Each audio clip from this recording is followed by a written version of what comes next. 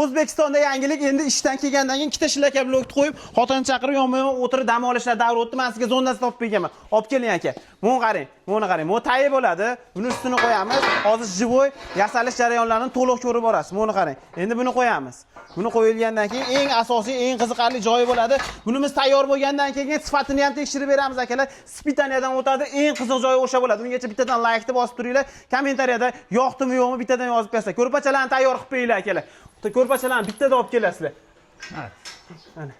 Mana akalar, tayyor bo'ldi. Ko'rpachalarni qarang. Qo'ying endi ko'rpachalar. Mashinalari hammasi komplektida bo'ladi akalar. Yostiqchalari, yonidagi suyanchiqlarigacha bo'ladi. Endi aka yuring aka. Sement ko'rsatamiz. Sement yuklab, 300 kilo sement yuklab turib, ponni qanchalik sifati ko'taradi yukni, o'shani hammasini ko'rsatib beramiz akalar. 6 ta qopda 50 kilolik sementlarni olib kelib berganmiz. Uni qaranglar. Birinchisi, endi ikkinchisi mana. Ikkinchisi 100 kilo bo'ldi o'sha. Akalar, sinib ketsa bekorga berib yuborishar ekan. Sifatiga o'zlaring bittadan like-ni bosib niyat qildim deb qo'yinglar. 2 million so'mdan Vodiy Toshkentga uylaringgacha yetkazib berishar ekan.